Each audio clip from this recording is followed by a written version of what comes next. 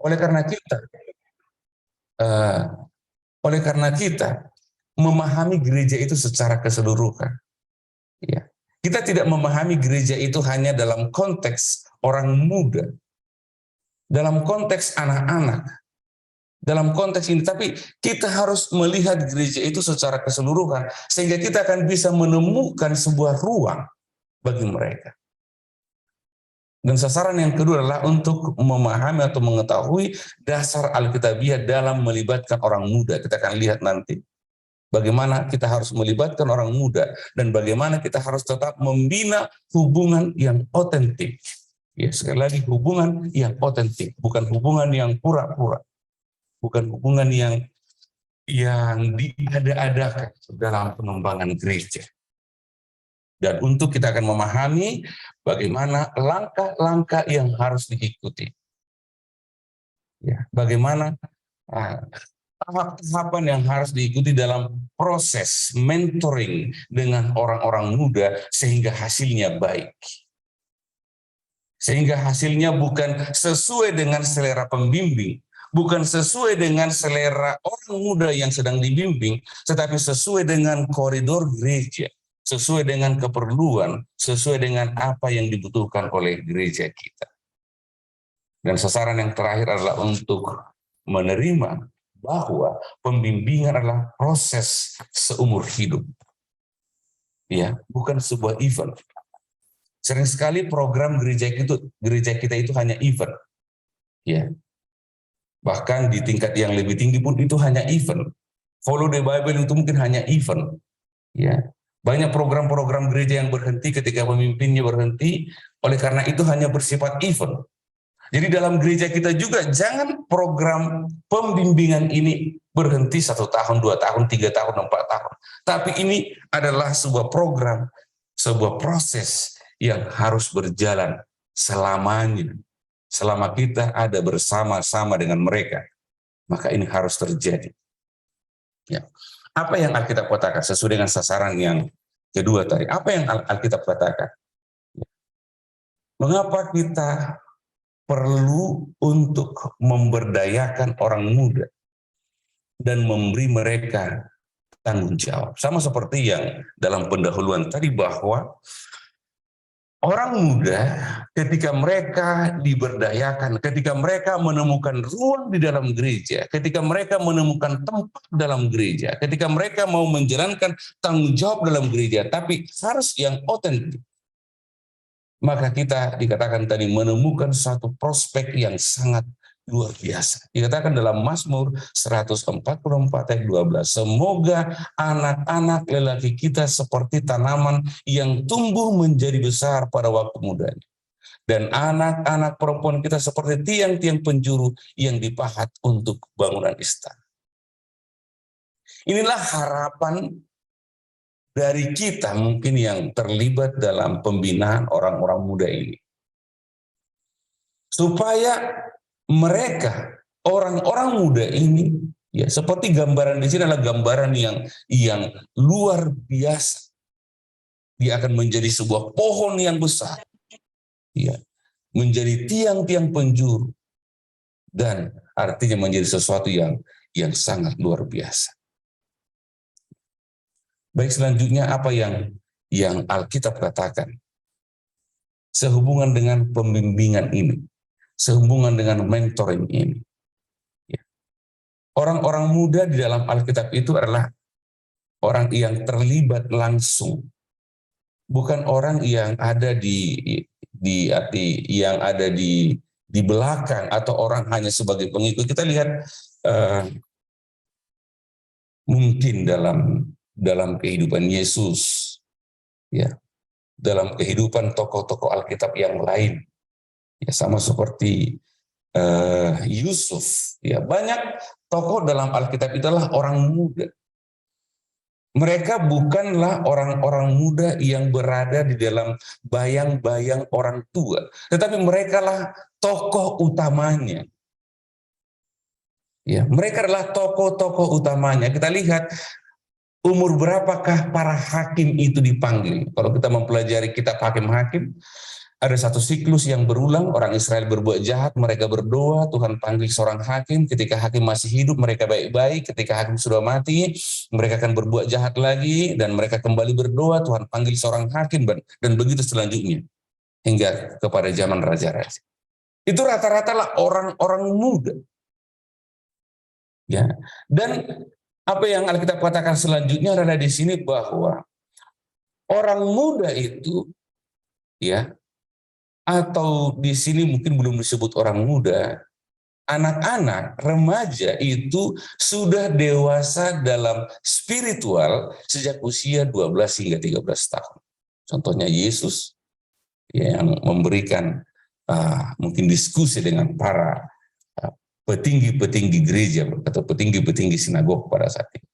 Itu sebabnya juga dalam gereja kita usia 12 sampai usia 13 adalah masa yang terbaik untuk mengukuhkan atau membuat komitmen mereka kuat untuk menerima Yesus sehingga mereka dibaptis. Dan sama seperti Yesus dan juga orang-orang muda yang lain dalam gereja, bahwa mereka sudah siap dalam pelayanan pada usia 30 tahun.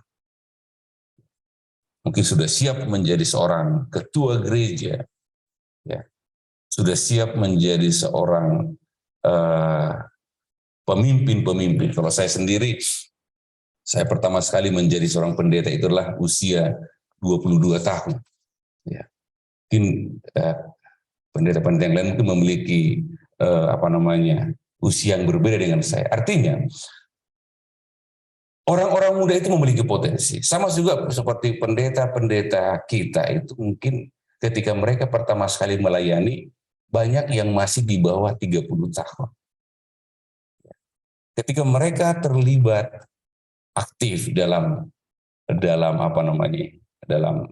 pelayanan, maka mereka adalah orang-orang yang sudah siap. Selanjutnya, apa yang Alkitab katakan di sini dalam Yohanes 2 ayat 14. Aku menulis kepadamu, hai bapak-bapak, karena kamu mengenal Dia yang ada dari mulanya.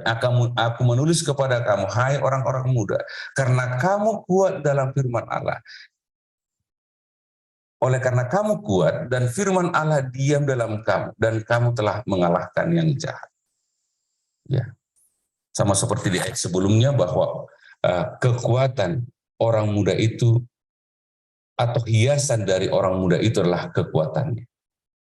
Ya, apa yang dapat kita harapkan dari orang muda adalah kekuatannya. Sama seperti istilah orang Batak, kalau mau cari kekuatan, mintalah kepada orang muda. Tetapi kalau mau cari nasihat, mintalah kepada orang tua.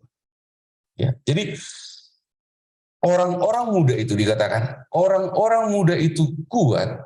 Ya, hai orang-orang muda, karena kamu kuat dan firman Allah ada dalam kamu dan kamu telah mengalahkan yang jahat. Selanjutnya kita akan melihat kepada, ya mungkin saya percepat saja supaya kita bisa berdiskusi apa yang Ellen G. White katakan. Ya, walaupun di sini Roh Nubuat kita sudah mengikuti simposium Roh Nubuat pada saat itu. Roh Nubuat itu tidak sekadar berbicara tentang tulisan Ellen G. White, tapi ada hal-hal yang lain. Jadi ini apa yang Ellen G. White katakan tentang orang muda, pentingnya penekanan atau pelayanan atau pembimbingan diberikan kepada orang muda. Ya, dikatakan, janganlah biarkan orang muda diabaikan.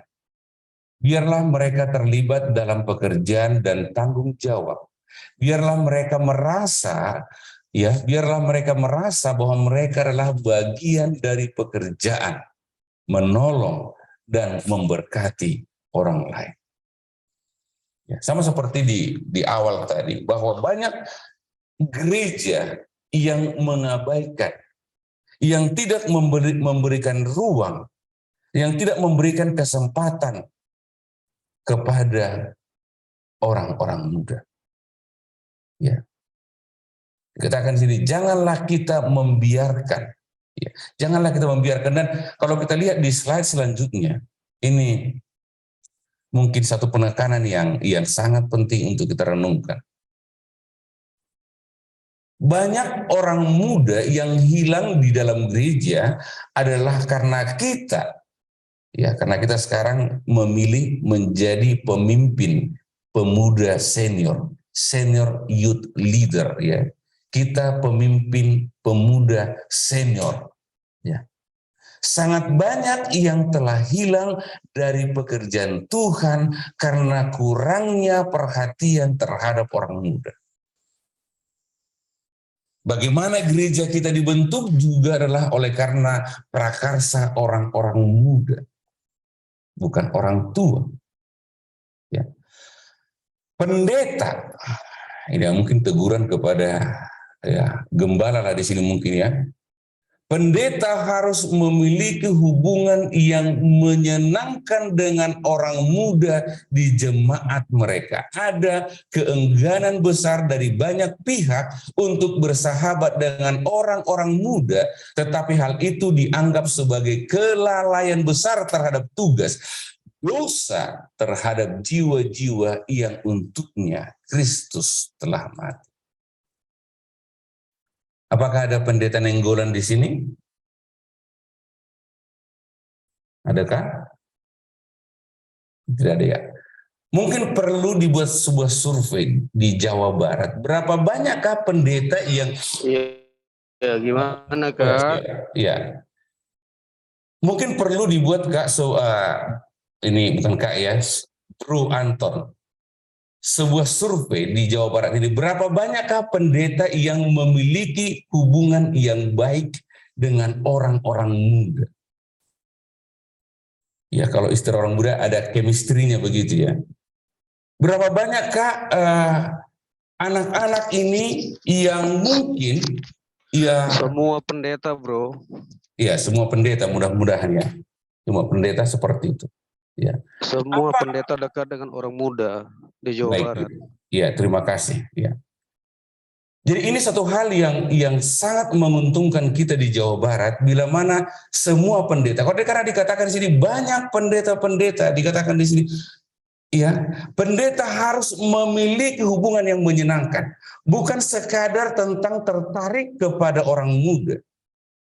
Bukan sekadar memberikan perhatian terhadap pelayan orang muda, tapi harus memiliki hubungan yang menyenangkan dengan orang-orang muda di jemaat. Jangan sampai anak atau orang-orang muda ini begitu takut, begitu kaku ketika berbicara dengan pendeta mereka.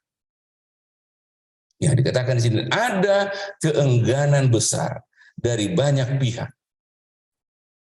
Tapi tadi dari pendeta Nenggolan katakan semua pendeta di Jawa Barat itu dekat dengan orang-orang muda. Ada keengganan besar dari banyak pihak untuk bersahabat dengan orang muda. Ya. Apa yang ini adalah kutipan dari Pastoral Ministry, ini nasihat kepada pendeta, ya. Keengganan untuk bersahabat dengan orang muda, dan hal itu adalah dianggap sebagai kelalaian besar terhadap tugas seorang pendeta, karena ini dikutip dari Pastoral Ministry. Tugas seorang pendeta dan dosa terhadap jiwa-jiwa yang untuknya Kristus telah mati. Jadi kalau kutipan itu berdasarkan konteksnya adalah pendeta, mungkin kita sebagai calon pemimpin PA senior, ya, kita harus memiliki hubungan yang baik dengan orang-orang muda dalam konteks, ya, pemuda senior, ya, bukan anak-anak, ya, dari usia adventurer sampai usia pemimpin. Selanjutnya dikatakan dalam gospel workers atau pelayan Injil, kita harus berusaha masuk ke dalam perasaan kaum muda. Ya. Kita tidak akan bisa menjadi seorang mentor yang baik. Kalau yang pertama tadi yang disebutkan dalam Pastoral Ministry, kalau kita tidak memiliki hubungan, ini bukan seorang konselor, ya, tapi seorang mentor. Ya, kalau kita tidak memiliki hubungan yang baik, ya, Kalau kita tidak memiliki hubungan yang baik dengan orang-orang muda, bagaimana kita akan bisa menjadi mentor bagi mereka? Tidak bisa. Ya. Jadi, maaf ini ada masalah seperti dengan PowerPoint saya. Ya. Udah aman? Ya. Kalau kita yang terlibat di dalam pelayanan pemuda senior ini tidak masuk ke dalam perasaan, tidak memiliki empati, tidak seperasaan dengan orang-orang muda, ya, tidak bersama-sama dengan mereka dalam suka dan duka mereka. Seberapa banyak orang muda yang mau curhat kepada pendetanya, itu menunjukkan hubungan yang dekat. Seberapa banyak orang muda yang mau menceritakan masalah, mungkin masalah sekolah, masalah yang lain, mungkin masalah pribadi dengan pemimpinnya. Ya.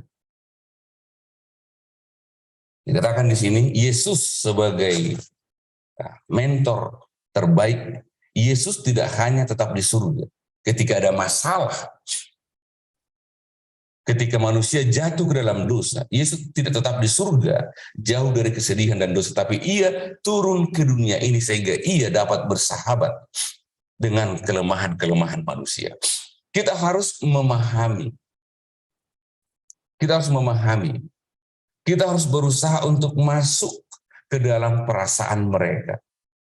Kita harus berusaha untuk dekat kepada mereka. Kita harus bisa menjadi sahabat dengan mereka. Selanjutnya dikatakan di sini, bagaimana caranya kita untuk dapat menjadi seorang mentor bagi orang-orang muda, ya, dalam messages to young people atau amanat kepada orang muda. Di sini dikatakan Tuhan ingin orang muda menjadi orang yang tekun, siap untuk terlibat dalam pekerjaannya yang mulia, dan bersedia untuk memikul tanggung jawab. Tapi bagaimana kita, saya katakanlah saudara-saudara sekalian, bagaimana kita dapat membuat mereka orang yang siap untuk memikul tanggung jawab kalau mereka tidak pernah terlibat? Ya, kalau mereka tidak pernah terlibat di dalam pelayanan, ya, kalau mereka hanya sebagai bayang-bayang dari orang tua, kalau mereka hanya sebagai pendamping atau subordinate, apa istilahnya, hanya sebagai bawahan dari, atau ya iyalah bawahan dari orang tua, mereka tidak diberikan kesempatan untuk memimpin secara langsung. Baik, kita akan memasuki bagian yang kelima. Bagaimanakah kita dapat memberdayakan orang muda dalam konteks mentoring ini? Ya. Bagaimana kita dapat memperdayakan mereka? Dalam hal-hal apakah kita perlu membantu mereka? Ya, dikatakan di sini, bantulah mereka untuk mendapatkan pengalaman melalui, yang pertama, memberikan mereka tanggung jawab di gereja. Tapi tetap harus dibimbing, bukan dibayang-bayangi ya, tapi dibimbing. Melibatkan mereka dalam kehidupan gereja. Ya. Kehidupan gereja ini adalah proses yang terjadi di dalam gereja. Proses yang terjadi dalam gereja, apapun yang terjadi dalam gereja, ini bukan, sekali lagi, bukan sekadar tentang ibadah, ya, tapi dalam segala sektor gereja kita, membantu mereka untuk tumbuh dalam pengetahuan, ya, mungkin diskusi, ya, mungkin ada kelas-kelas tertentu, mungkin ada, ya, hanya sekadar berbicara satu dengan yang lain. Ya, memberikan mereka kesempatan untuk mengambil inisiatif. Ya, ini yang saya katakan tadi, jangan orang muda itu tetap menjadi bayang-bayang ya. Mereka harus memiliki kesempatan untuk memiliki inisiatif. Memberikan mereka otoritas. Ya, jangan semuanya adalah berdasarkan orang. Selanjutnya melaksanakan program bersama mereka dan untuk mereka. Mungkin sudah banyak kita lakukan. Ini yang sangat penting dan sudah disinggung di sesi-sesi kemarin. Biarkan mereka melakukan kesalahan. Ya. Ketika mereka telah diberikan otoritas, ketika kepada mereka telah diberikan tanggung jawab, ketika kepada mereka telah diberikan kesempatan untuk mengambil inisiatif, biarkan mereka melakukan kesalahan. Bukan arti membiarkan di sini adalah bukan mengabaikan. Ya, kalau istilah Rinso, ya istilah iklan Rinso, berani kotor itu baik ya. Bukan berbuat jahat maksudnya. Biarkan mereka melakukan kesalahan. Tetapi ketika mereka sudah melakukan kesalahan-kesalahan, kita harus membimbing mereka dengan lembut. Ada juga sebuah pengalaman kami ketika orang-orang muda ini menjadi inisiator, menjadi orang yang terlibat langsung dalam perkemahan. Ada satu yang terjadi sehingga ada seseorang yang datang menegur mereka secara langsung. Ya, dan beberapa dari kami harus menarik diri, nanti ya kita akan berbicara secara pribadi kepada mereka. Ya, tidak baik menegur mereka di depan orang secara langsung. Tetapi kita harus menegur mereka mungkin di belakang, ya istilahnya bukan di depan banyak orang, supaya mereka akan merasakan bahwa kesalahan-kesalahan yang mereka lakukan itu adalah memang sebuah kesalahan. Usahakan mereka tidak membela diri terhadap kesalahan yang sudah mereka lakukan, tapi kita menunjukkan apa yang sudah mereka lakukan dan akibatnya.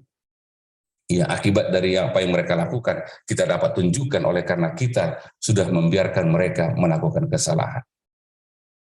Selanjutnya dikatakan di sini kita harus menyambut mereka. Seorang mentor harus menyambut mereka.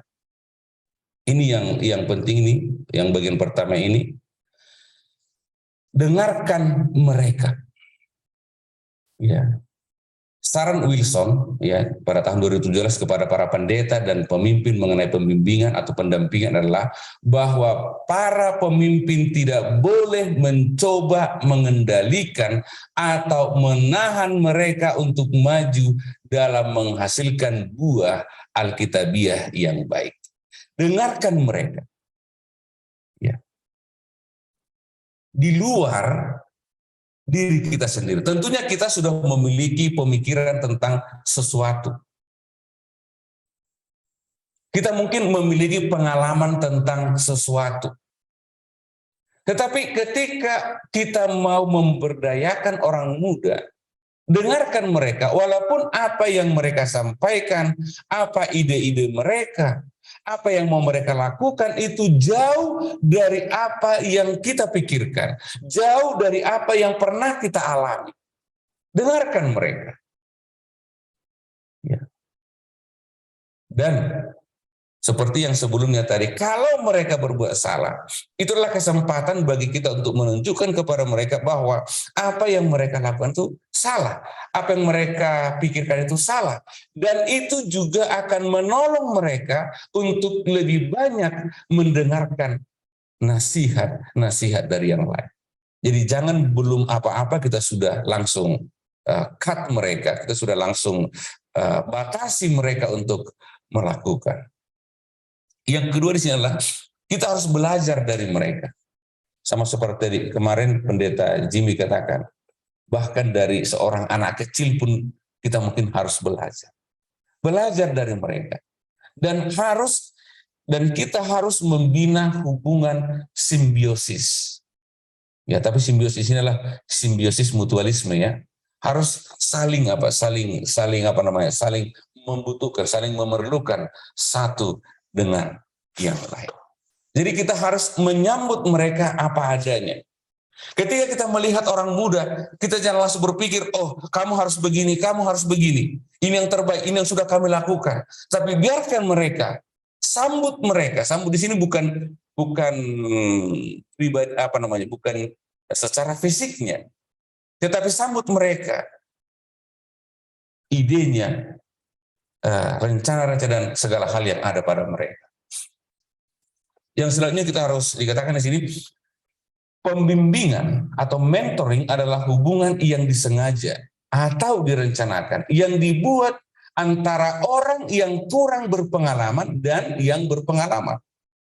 Orang yang berpengalaman dengan demikian menjadi model pertumbuhan bagi yang tidak berpengalaman.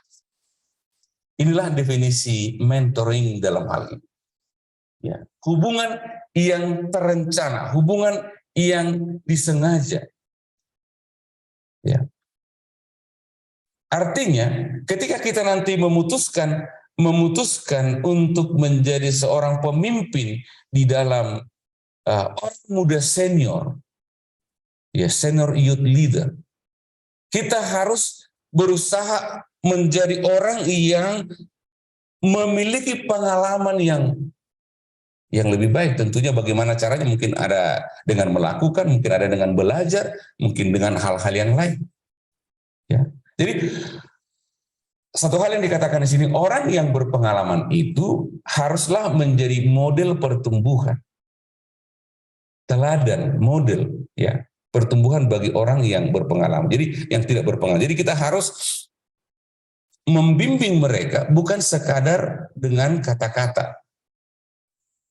Ya, kalau kita yang adalah pemimpin dalam PA senior ini,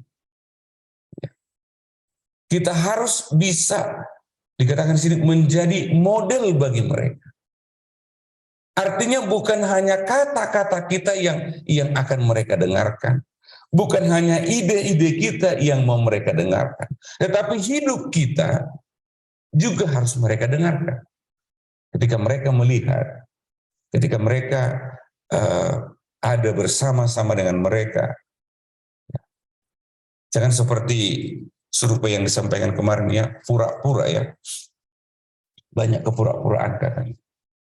Oleh karena itu seperti disebutkan tadi bahwa mentoring ini adalah bukan event, ya bukan event. Bukan program 1 tahun, 2 tahun, 3 tahun, tapi adalah program selamanya, selama kita bersama dengan mereka. Ya. Ketika kita menjadi mentor bagi mereka, sekali lagi, bukan hanya kata-kata, bukan hanya ide-ide kita, tetapi kehidupan kita haruslah juga dapat membimbing mereka. Selanjutnya dikatakan di sini dalam buku Encyclopedia of Strategic Leadership and Management halaman 177, seorang mentor atau pembimbing adalah individu yang lebih berpengalaman dan bersedia berbagi pengetahuan dengan seorang yang kurang berpengalaman dalam hubungan yang saling percaya.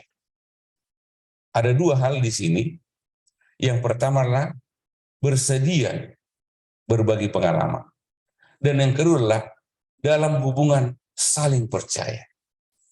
Ya. Kita bersedia membagi pengalaman. Sekali lagi, pengalaman atau pengetahuan itu bukan sekadar tentang hal yang tidak dapat dilihat. Ya, kalau istilah di ekonomi ada tangible atau non tangible ya. Jadi ini bukan hanya sesuatu yang tidak tangible, sesuatu yang tidak dapat dilihat. Ya. Tetapi ini juga adalah sesuatu yang dilihat. Berbagi pengalaman melalui teladan, berbagi pengalaman melalui contoh, berbagi pengalaman melalui menunjukkan sesuatu kepada orang-orang muda itu. Dan itu harus dilakukan dengan hubungan yang saling percaya. Ya, hubungan yang saling percaya.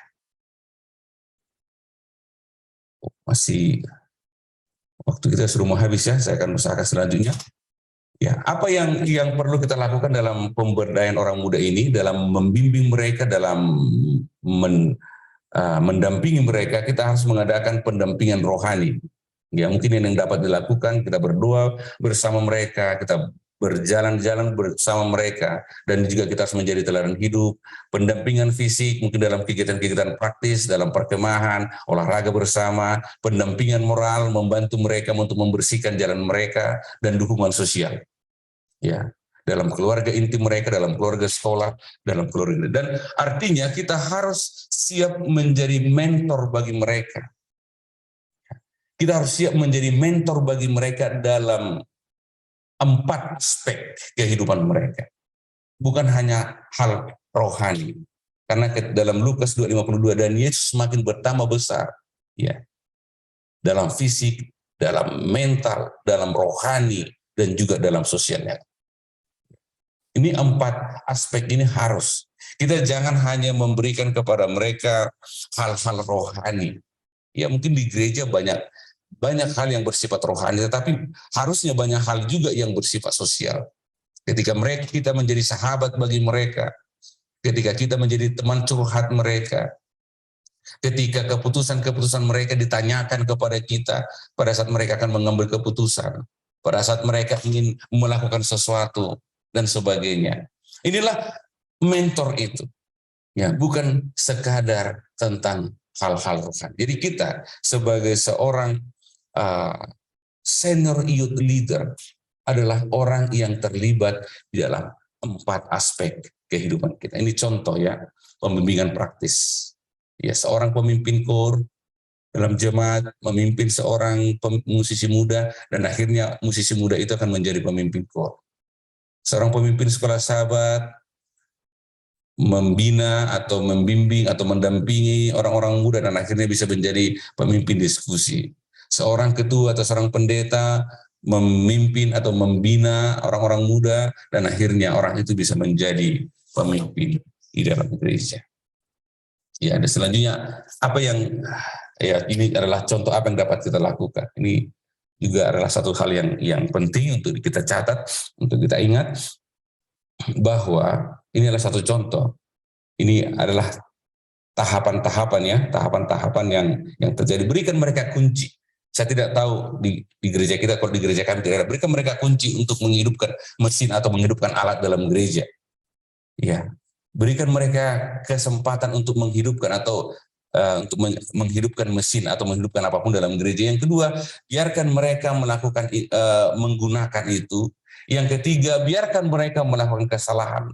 Dan yang keempat adalah tunjukkan atau sampaikan kepada mereka sehingga mereka akan memiliki perasaan memiliki terhadap keluarga gereja mereka. Mereka akan merasa bagian. Sehingga ketika kita berikan kesempatan, ini contoh ya. Contoh dalam mungkin di gereja kita adalah karena bahan ini dibuat di luar negeri. Contohnya di gereja kita ada, kita katakanlah mesin potong rumput ya. Contoh. Ya, kita berikan bagaimana menghidupkan. Kita izinkan mereka menggunakan itu. Dan ya mungkin mereka melakukan kesalahan, biarkan saja mereka melakukan kesalahan, tetapi tetap didampingi. Dan akhirnya kita harus menunjukkan atau membina mereka atau mendampingi mereka. Bagaimana mereka supaya dapat merasa bahwa mereka adalah bagian atau bagian dari keluarga gereja. Sehingga mereka memiliki sense of belonging atau perasaan memiliki. Baik, saya percepat saja. Apa yang harus dilakukan? Ya, ini penting. Ya, apa yang harus dilakukan ini sangat penting dan inilah hal praktis yang dapat kita lakukan sebagai seorang pemimpin untuk orang-orang muda senior. Apa yang harus dilakukan? Harus ada kemauan yang kuat. Sekali lagi, ini bukan sekadar program. Bukan hanya sekadar misalnya kalau buat program kerja semangat di Januari Februari, tapi berikutnya lemah. Harus ada kemauan yang kuat, harus ada perencanaan yang kuat, harus ada komitmen yang kuat dari jemaat untuk menyambut mereka. Sekali lagi, menyambut mereka di sini bukan menyambut secara fisik, tapi menyambut mereka dalam 4 aspek kehidupan mereka. Ya, bantu jemaat untuk menghasilkan mentor yang berdedikasi dan terlatih. Ya, bantu jemaat untuk menghasilkan mentor yang berdedikasi, ya, yang bukan event oriented, tetapi berdedikasi dan terlatih. Undanglah orang-orang muda untuk terlibat dalam acara-acara yang memperkuat mereka secara spiritual, intelektual. Ya, artinya libatkan mereka untuk terlibat. Yang selanjutnya dorong dan izinkan mereka untuk mengatur ya kegiatan, contohnya perkemahan, acara olahraga dan hal-hal yang lain. Jadi berikan kesempatan kepada mereka untuk menjadi orang yang atau menjadi orang mengatur, mungkin terlibat dalam kepanitiaan. Berikan mereka kesempatan untuk memimpin program gereja. Mungkin hal-hal kecil dalam program gereja, apa contohnya yang dapat mereka pimpin, apakah contohnya PA Alam, apakah contohnya diskusi Alkitab, apakah contohnya melakukan pelayanan ke rumah sakit atau melawat dan sebagainya, biar mereka yang memimpin. Ya, sama seperti di IPH sekarang, IPH Got Talent itu ketuanya adalah calon master guide, ya. Bukan, walaupun ada pendampingnya Kak David Riki, tapi ketuanya itu adalah yang memimpin rapat itu adalah calon master guide. Ya, dan semua panitianya itu adalah calon master guide, walaupun masing-masing panitia itu ada pembimbingnya atau mentor mereka, tapi yang terlibat langsung adalah para calon master guide, orang-orang muda yang ada dalam gereja. Tunjuk orang-orang muda berbagai posisi di gereja dan latih mereka untuk tampil. Yang seperti yang sudah saya sampaikan tadi. Mereka akan melakukan lebih baik dan semakin baik setiap kali mencoba. Sama seperti yang Pendeta Thomas katakan tadi, ya, anaknya yang main piano. Ya, kalau memang langsung down di situ, ya mungkin tidak akan berkembang. Tapi semakin sering mencoba dan mereka merasa senang untuk melakukan itu, maka mereka akan semakin baik, karena tidak mungkin orang tidak melakukan kesalahan. Yang selanjutnya, ini masih bahasa Inggrisnya belum diterjemahkan, hargai mereka. Ya. Katakan dan tunjukkan, bukan hanya sekadar kita puji di belakang. Ya. Berikan nilai, hargai mereka. Yang kedelapan adalah gunakan waktu bersama-sama dengan mereka. Ya, kita harus ada di tengah-tengah mereka. Jangan susah. Ini ya, be accessible itu kita harus mudah dihubungi. Ya. Jangan untuk mendapatkan jawaban pun, ya saya pribadi ada kekurangan, ya kurang aktif dalam WA. Mungkin ini satu kesalahan juga. Kurang dapat diakses. Karena sekarang banyak media, ya, banyak media. Mungkin salah satu WA yang paling umum kita gunakan. Ya. Kita harus bisa mereka hubungi. Kapan mereka membutuhkan kita, sebisa mungkin kita harus ada untuk mereka. Selanjutnya, ya, be real. Ya, nggak apa-apa, ya, nggak apa-apa, karena seperti yang tadi, biarkan mereka dalam kekurangan-kekurangan, dalam kesalahan-kesalahan. Ya, biarkan saja. Ya, yang 10 adalah, ya, tetap, ya, ke dalam prinsip. Jangan lupakan prinsip. Ya, jangan lupakan prinsip. Jangan gara-gara kita supaya diaktif gereja, prinsip kita korbankan. Ya, ini sangat sangat penting. Baik, ini 3 slide terakhir mungkin, ya. Mudah-mudahan masih bisa. Keuntungan dari mentoring atau keuntungan dari pembimbingan itu adalah, ya, pembimbingan akan menanamkan nilai-nilai positif. Ya. Yang kedua, pembimbingan akan mengembangkan potensi individu. Ya, seperti tadi, anak-anak mungkin yang tadinya masih malu-malu, yang belum menemukan karunia rohnya, akan dapat dikembangkan. Pembimbingan meningkatkan rasa percaya diri. Ya. Yang tadinya, ya, seperti tadi belum mau untuk melayani, ketika kita bimbing mereka, kita tunjukkan, sama seperti yang kami lakukan sekarang ini di IPH, kita membuat IPH Got Talent atau Winners Got Talent, supaya mungkin ketika mereka bersama-sama dengan teman mereka, tidak malu-malu untuk melayani di gereja, nanti, ya, sendiri pun pada akhirnya mereka akan mau melayani. Pembimbingan adalah memberikan peluang. Ya, memberikan peluang kepada orang-orang muda untuk melayani dalam gereja. Pembimbingan adalah menunjukkan model. Ketika kita menjadi mentor bagi mereka, kita adalah model bagi mereka. Kita adalah teladan bagi mereka. Pembimbingan mengurangi keegoisan. Ya, kita tidak lagi hanya berdasarkan kepada pemikiran kita. Walaupun kita berpengalaman, walaupun kita mungkin sudah sering melakukan hal-hal tertentu, tetapi ketika kita dalam pembimbingan, dalam konteks senior youth leader ini, kita harus mengurangi keegoisan kita. Sehingga kita akan terbiasa untuk lebih banyak mendengar daripada berbicara. Selanjutnya, pembimbingan menuntut tanggung jawab atau akuntabilitas. Karena seperti yang dikatakan tadi, seorang mentor itu harus mudah untuk diakses, harus mudah untuk dihubungi.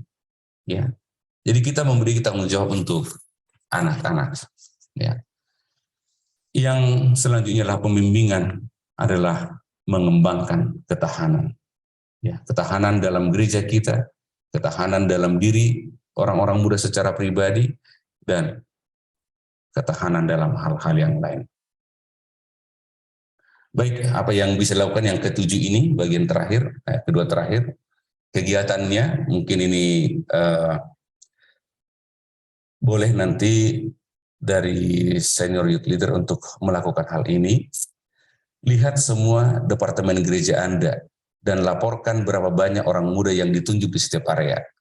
Mari kita lihat di pelayanan-pelayanan gereja kita, pengerja-pengerja di gereja kita berapa banyak orang muda, atau apakah hanya orang tua semua. Ya, dan kedua, laporkan keterlibatan remaja. Mungkin sudah bagian dari tugasnya, laporkan kegiatan remaja dalam program kerohanian gereja selama 1 bulan. Apa-apa saja kegiatan yang melibatkan orang-orang remaja atau orang-orang muda. Yang ketiga adalah mengatur kegiatan gereja yang dipimpin oleh pemuda untuk seluruh gereja. Ya, pemimpin kegiatan yang dilakukan oleh seluruh gereja. Sama seperti kami tadi di IPH ada Got Talent, itu dipimpin oleh seorang calon master guide, ya. Penginjilan, program sabat, atau hal-hal yang lainnya. Dan ini harus dilakukan setiap tahun. Mungkin ini dalam gereja kita sering kita lakukan, ya. Ada Adventurer Day, ada Pathfinder Day, dan ada hal-hal yang lain mungkin. Ada olahraga bersama yang dipimpin langsung oleh orang-orang muda. Ya, mungkin bisa kita lakukan. Yang keempat, yang terakhir adalah memilih orang muda. Ya, kita pilih dan bimbing dia selama setahun dan berikan laporan kemajuan triwulanan. Itu sebabnya sebenarnya SL ini setahun keafan dia. Kita harus memilih orang muda untuk kita bimbing dan harus ada laporan triwulanan sehubungan dengan mentoring kita kepada mereka. Dan terakhir, nomor 8, kesimpulan adalah orang-orang muda memiliki kekuatan, energi, dan gagasan yang besar. Dan karena mereka biasanya memiliki waktu, mereka dapat berkomitmen penuh dan itu sukarela kepada gereja. Semakin cepat orang muda merasa dibutuhkan dan semakin mereka merasa penting dalam gereja, mereka akan semakin setia dan akan semakin sulit bagi mereka untuk meninggalkan gereja. Jadi kita harus ingat bahwa orang-orang muda itu memiliki kekuatan, memiliki energi, memiliki gagasan yang besar, yang luar biasa. Dan kalau salah dimanfaatkan, maka itu akan mereka gunakan untuk hal-hal yang lain, mungkin hal-hal yang tidak berguna. Dan ini sangat penting untuk menjadi pemikiran kita, semakin cepat orang-orang muda itu merasa diperlukan dalam gereja, semakin cepat orang-orang muda itu mereka merasa bahwa mereka penting dalam gereja, maka akan semakin setia mereka dan akan semakin sulit bagi mereka untuk meninggalkan gereja. Dan itulah harapan kita. Kenapa dibentuk acara-acara kepemudaan adalah supaya orang-orang muda tidak meninggalkan gereja, supaya mereka tetap bertahan di dalam iman mereka. Inilah yang dapat saya sampaikan. Mungkin kalau masih ada waktu kita akan berdiskusi.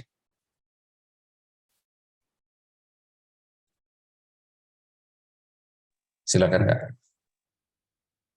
Oke. Sepertinya masih ada waktunya untuk tanya jawab. Mungkin ada yang ingin bertanya tentang materi pembinaan ini.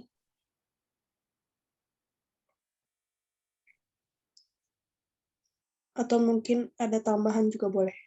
Atau sharing pengalaman.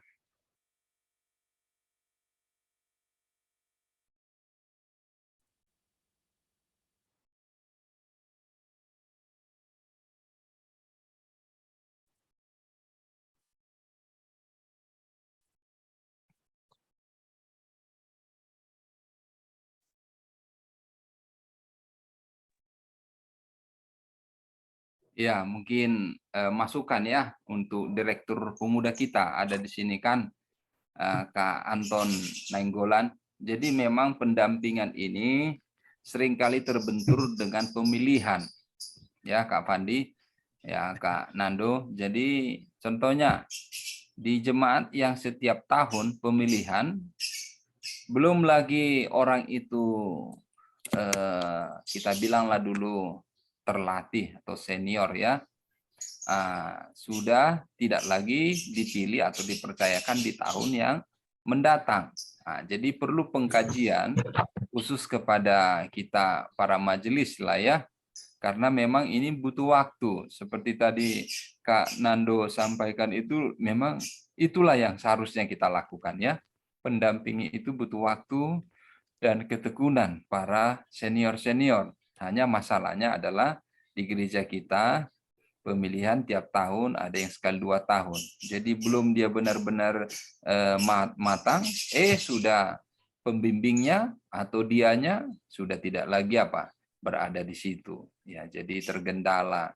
Jadi pembentukan karakter tadi atau pembentukan seorang pemimpin tadi jadi seperti ya sekedar orientednya by program. Jadi bukan by karakter atau ya, jadi orientasinya bukan untuk secara jangka panjang, tetapi hanya sekedar program ganti pendeta, ganti ketua, ya beda lagi. Nah, kira-kira ini menjadi masukan bagi baik kita dan juga mungkin para pemimpin-pemimpin lah ya, anggota-anggota panitia pemilih ini kan kita sudah mau memilih ini ya. Jadi kira-kira bagaimana ini? Terima kasih masukannya Pendeta Simbolon. Ya, himbauan saya sekaligus ya, ini sudah dibuka. Kalau saya kirim surat untuk rapat pemilihan, minta tolonglah gembala-gembala jemaat utus perwakilan gereja supaya kami mudah untuk menseleksi begitu. Jangan sampai kami turunkan surat tapi pendeta-pendeta nggak kirim, nggak nyampe ke orang muda surat itu, lalu jemaat itu nggak kirim utusannya untuk perwakilan sehingga kami susah untuk seleksi begitu. Ya barangkali itu aja. Terima kasih masukannya, kita akan tampung. Tapi mohon dibantu juga kita kalau sudah turunkan surat seperti itu supaya direspon, diutus oleh gereja-gereja untuk rapat pemilihan. Terima kasih, Pendeta Simbolon. Oke, thank you, brother. Sama-sama, Pendeta. Dari Pendeta Bro Nando mungkin. Karena memang pemilihan ini terkadang menjadi kendala. Mungkin ada pengalaman atau solusi. Mungkin dari pemikiran saya tidak harus menjadi anggota majelis ya. Tapi bisa saja contohnya adalah wakil departemen kan begitu. Tidak harus anggota majelisnya, karena kita akan terkendala juga nanti dalam hal pengambilan keputusan kalau secara langsung orang-orang muda itu yang tapi dalam proses mentor ini hal terpenting adalah sebenarnya model ya. Model, sudahkah kita menjadi model bagi orang-orang muda? Nah, mungkin tanpa berbicara pun kalau kita sudah menjadi model bagi mereka, mereka akan siap untuk melakukan segala hal yang mereka harus lakukan dalam gereja. Nyatanya mungkin kebanyakan kita ya seperti yang sudah disampaikan hasil survei waktu itu kemarin ya oleh Pendeta Sakul itu ya, kenapa orang keluar dari gereja adalah karena mereka anggap di gereja itu banyak munafiknya kan begitu. Kalau istilah orang Syantar kan munafik itu muka nabi pikiran kotor gitu. Ya. Ketika kita sudah bisa menjadi model bagi mereka, saya yakin proses pendampingan ini akan sangat berjalan dengan baik. Ya, jadi sama seperti kemarin ada pertanyaan dalam ini hal yang berbeda walaupun berhubungan. Kenapa orang keluar dari gereja? Contohnya, jawaban saya hanya satu adalah karena kita tidak menjadi teladan bagi orang-orang baru dibaptis. Ya. Kalau kita sudah menjadi teladan bagi orang-orang baru dibaptis, pasti mereka, atau menjadi sahabat bagi orang-orang baru dibaptis, pasti mereka nggak akan meninggalkan gereja. Kan faktanya tidak. Orang dibaptis mereka tetap merasa sendiri, padahal pendampingan ini tadi adalah bahwa kita harus siap ada aksesibel bagi mereka, ya, mudah diakses oleh mereka. Kita harus merasakan mereka, kita harus tahu siapa mereka. Istilahnya kalau untuk anak, kita harus tahu makanan kesukaannya, kita harus tahu sifatnya seperti apa. Itulah pendampingan. Ini bukan, sekali lagi, bukan pembinaan, bukan, tapi ini adalah mendampingi mereka. Ya, jadi hal sederhana menurut saya ketika kita ingin dalam konteks pendampingan ini ingin sukses adalah be a model, selesai. Kalau kita sudah menjadi model, ya, menyenangkan bagi mereka, ya, sangat luar biasa. Tadi pendeta Nenggolan katakan bahwa semua pendeta-pendeta di Jawa Barat ini tertarik bagi orang muda. Kalau semua orang-orang muda merasa lepas untuk curhat dengan pendetanya, saya yakin tidak akan ada orang keluar dari gereja. Ya, jadi mungkin metode tidak ada yang sama, ya. Metode tidak ada yang sama, tapi prinsip adalah sama. Ya, metode itu bisa berbeda-berbeda. Jadi saran saya adalah bukan ini seperti pendeta Thomas tadi katakan, pemilihan kalau bagi saya pribadi itu tidak menjadi masalah. Ada banyak cara bagi kita untuk melibatkan mereka. Tadi sudah saya kasih contoh, ya, sudah kasih contoh. Di IPH ada IPH Got Talent itu sejemaat, ya Kak David, ya, sejemaat itu. Tapi siapa ketuanya? Dulu ketika kita perkemahan di Karembi, ya, perkemahan di Karembi itu waktu Kak Nathan Riki itu masih calon Master Guide itu, ya. Tapi mereka lah yang 100% mengelola acara. Kita hanya ada di belakang. Mereka semuanya dengan Riko tadi yang nyanyi tadi, ya. Mereka semuanya mereka. Hanya kalau ada salah kita panggil mereka, tadi sepertinya kurang bagus begini-begini, kita katakan seperti. Hanya sebatas itu aja. Jadi kalau di situ mungkin, atau di bagian pelayan jemaat atau pengerja jemaat mungkin agak-agak susah, tapi kita bisa memiliki wadah-wadah yang lain yang di dalamnya mereka akan dapat terlibat secara langsung. Ya, sama seperti saya tadi, contoh sederhana yang sedang terjadi. Dan nanti tanggal 19 Kak David, ya, kita akan adakan IPH Got Talent. Sekarang masih bootcamp, kita lakukan bootcamp. Ya, orang-orang muda, semua panitia itu adalah orang-orang muda. Dan di situ mereka merasa bahwa kami adalah bagian dari keluarga gereja. Kami ini diperlukan, kami ini dilihat. Ya, kami ini dilihat, kami diperhatikan, kami dianggap ada di dalam gereja. Jangan sampai mereka harus ribut dulu baru kita anggap dalam gereja. Sama seperti saya pernah bertanya kepada anak pang, kenapa kalian begini-begini? Saya katakan, supaya orang lihat bahwa kami ini ada di dunia ini. Kami ini tidak pernah dianggap ada. Sehingga kami bersikap begini supaya kami dianggap ada, supaya kami diperhatikan. Ya, sama seperti Suster Teresa, ya, yang di India. Dia mengatakan kelaparan terbesar itu bukan kelaparan makanan, tapi kelaparan perhatian. Jangan sampai anak-anak kita di gereja juga kelaparan perhatian, begitu, ya. Itulah perlunya pendampingan. Mungkin ketika kita melihat seseorang di gereja seperti ini, mungkin kita dapat dekat kepada mereka. Mungkin kalau Kak David sering perhatikan saya kan suka usil di gereja ke anak-anak. Sebenarnya bagian dari untuk memperhatikan mereka. Saya sering usil mereka ketika mereka menggap, saya ikut, gimana gini. Sebenarnya hanya bagian bagaimana caranya supaya kita masuk kepada mereka, tapi mereka tidak tersinggung. Ketika kita berbicara kepada mereka, mereka tidak merasa sungkan. Ya, jadi sekali lagi, menurut pendapat saya bagaimana supaya mentoring ini berjalan dengan baik adalah be a model. Yang kedua, ada bagi mereka. Yang ketiga, dengarkan mereka. Ya. Kalau itu sudah kita lakukan, saya yakin proses mentoring itu sudah berjalan dengan baik.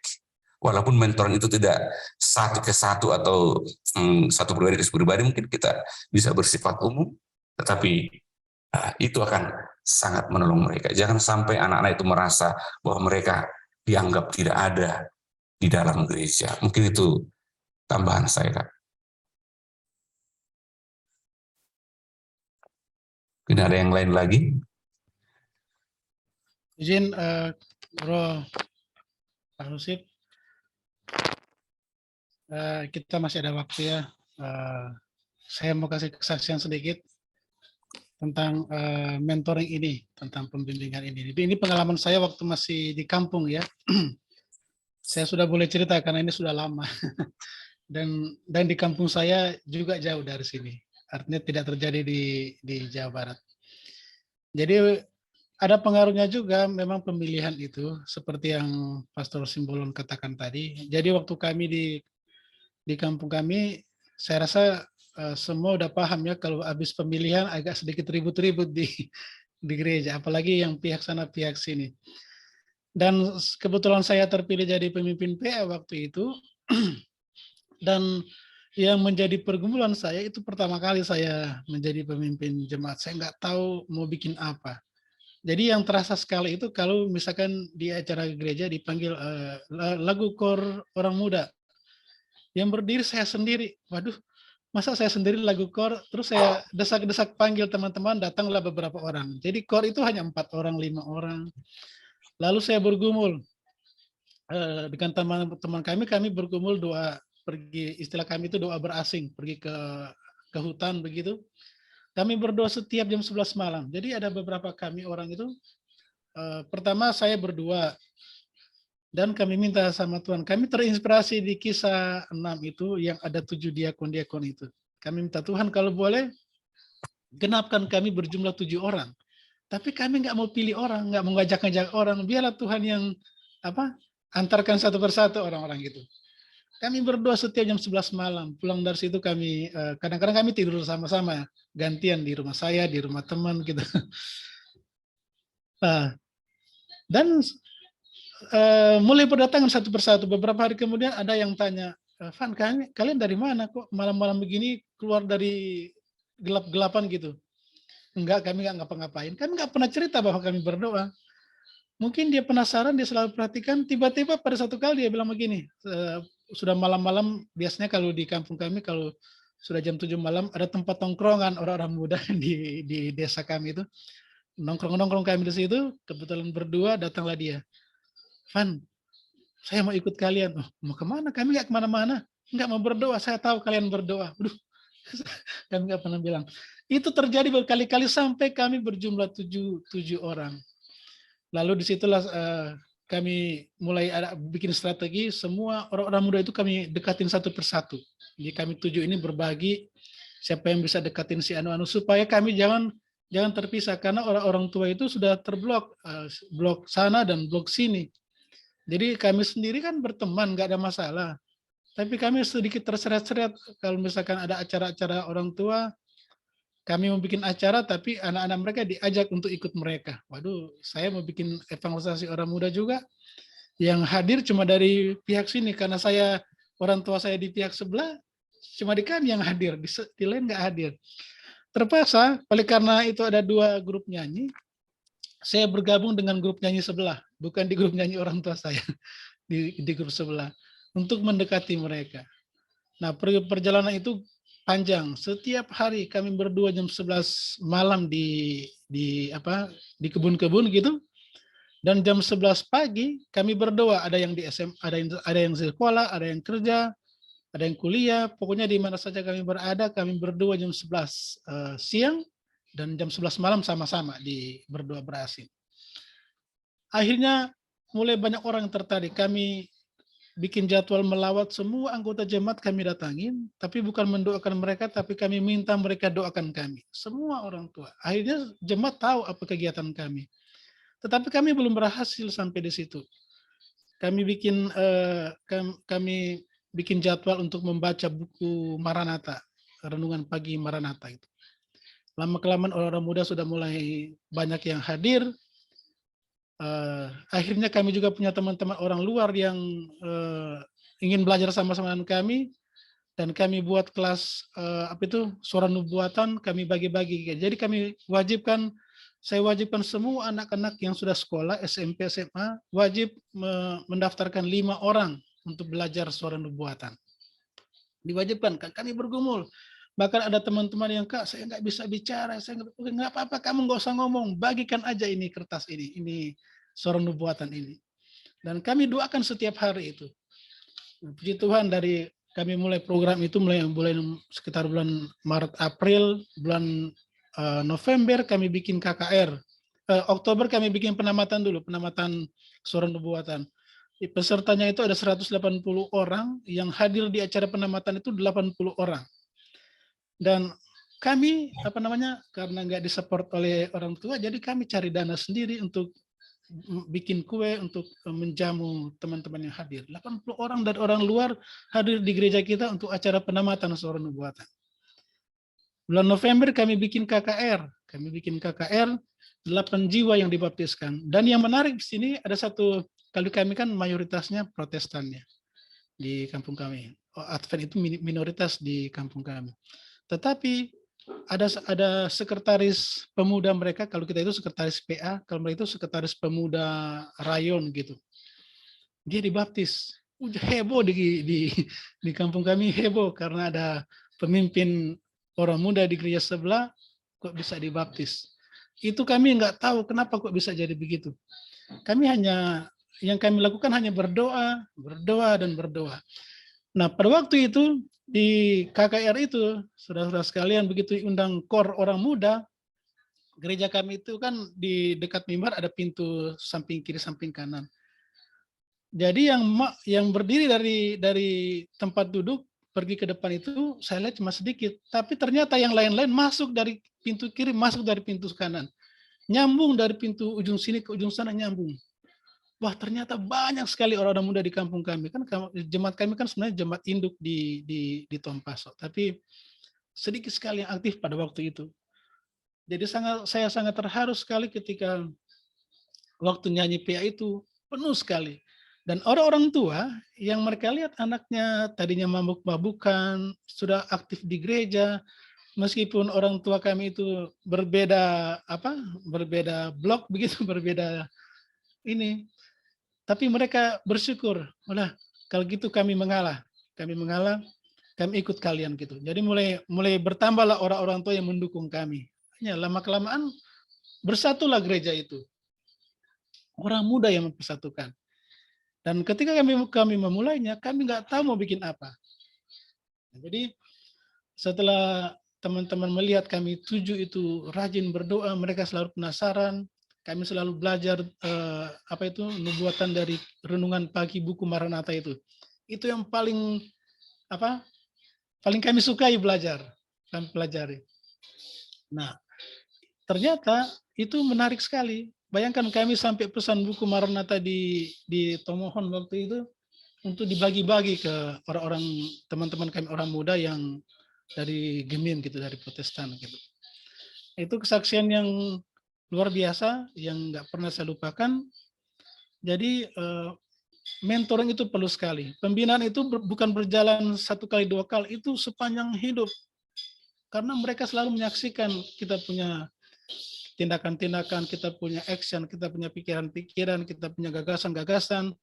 Meskipun mungkin kita lihat ketika kita bicara mereka nggak langsung respon, tetapi kalau itu tersimpan dalam hati mereka, mereka akan ingat. Ada satu peristiwa ketika kami sedang melawat, kami melawat itu jam 5 sore, karena di kampung kami kan kalau sudah malam itu mati lampu gitu, jadi gelap. Jadi kami melawatnya sore-sore, 1 jam. Kami bagi kelompok, yang ke arah sana, 2 kelompok. Satu kali kami 7 orang kan, jadi saya ada di kelompok yang bertiga itu. Kami datang di rumah yang paling ujung, sudah terakhir kali. Setelah Bapak itu mendoakan kami mau pamitan pulang, dia tanya begini, loh mana yang satu? Oh, enggak om, kami sudah lengkap, kami bertiga tadi kesini. Enggak, kalian tadi kesini 4 orang. Loh, kami cuma bertiga om, enggak 4 kalian tadi. Waduh, kami langsung terdiam. Waduh, ini pengalaman yang luar biasa, ada orang yang bilang seperti itu. Kami langsung keluar, pamitan keluar, kami bilang, om mungkin yang teman satu sudah di depan, mungkin kami pamit. Oh ya, hati-hati di jalan. Kami keluar, oleh karena sudah agak malam, kami keluar di depan rumah itu, di pojok depan rumahnya kami berdoa lagi, di bawah pohon untuk rumah itu. Karena kami seperti mendapatkan kekuatan kalau Bapak itu bilang kami berempat, padahal kami cuma bertiga. Ya mungkin malaikat yang satunya Sama seperti Sadrak, Mesak, dan Abednego ada bertiga, tapi orang lihatnya berempat. Nah, itu kekuatan dan itu sangat berkesan bagi saya, dan sampai sekarang itu menjadi satu kisah yang menguatkan saya dalam pelayanan ini. Jadi orang-orang muda itu, kalau kita melihat orang-orang tua kita itu seperti berbeda, berselisih paham, kita jangan ikut-ikutan. Sebagai orang muda, jangan ikut-ikutan seperti itu. Kita justru menjadi pemersatu dari jemaat yang besar. Bayangkan pada waktu itu ketika kami berusaha untuk menyatukan mereka, ada salah satu ketua jemaat, di jemaat kami ada 4 orang ketua jemaatnya. Nah, ketua jemaat satu itu bilang begini, kalian nggak bisa nggak bisa apa-apa di sini. Kalian sama seperti kelinci di antara 2 gajah. Dia bilang gitu. Aduh, dia katakan begitu. Saya bilang nggak apa-apa Om, kami memang kelinci. Jadi kami berdoa aja. Kan gajah kan Tuhan yang ciptakan. Jadi meskipun kita mungkin dianggap kecil di antara mereka 2 pihak itu yang besar-besar, tapi kita punya Tuhan yang akan menolong kita. Kalau saya ceritakan detail panjang sekali, tapi kira-kira garis besarnya itulah ceritanya. 1 tahun itu dari pertama sekali saya dipimpin nggak tahu apa-apa, di akhir tahun bisa ada baptisan itu, saya juga terheran-heran, kok bisa itu terjadi. Dan sampai sekarang saya nggak tahu apa yang saya lakukan. Karena yang saya tahu kami hanya berdoa, itu aja yang kami kerjakan. Pulang sekolah, yang lain pulang kerja, kami ngumpul lagi jam 4 gitu, lalu kami pergi ke melawat ke teman-teman yang bukan Advent, bawa buku Maranatha itu. Jadi buku Renungan Pagi Maranatha itu senjata kami untuk melawat, menginjil. Ya kira-kira begitu. Mudah-mudahan cerita ini bisa menyemangati kita semua. Saya nggak tahu bagaimana menyimpulkannya, tapi disimak aja lah ceritanya. Kesan saya ini menjadi kekuatan bagi saya. Sampai sekarang ini menjadi satu kekuatan juga bagi saya dalam penginjilan. Jadi mungkin kesimpulannya, kita kalau lihat orang-orang yang sedang berselisih, jangan ikut-ikutan. Kita ambil jalan tengah, kita minta bantuan sama Tuhan. Mudah-mudahan kita jadi pemersatu, kita jadi juru damainya. Nah, puji Tuhan. Terima kasih, Bro.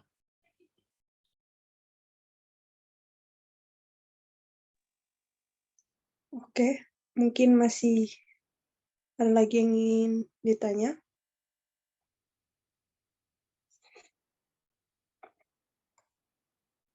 Nah, kebetulan tinggal 1 menanggapi? menit lagi selesai, Kak. Jadi kita break aja, nanti 9.30 kita mulai lagi dengan sesi yang baru.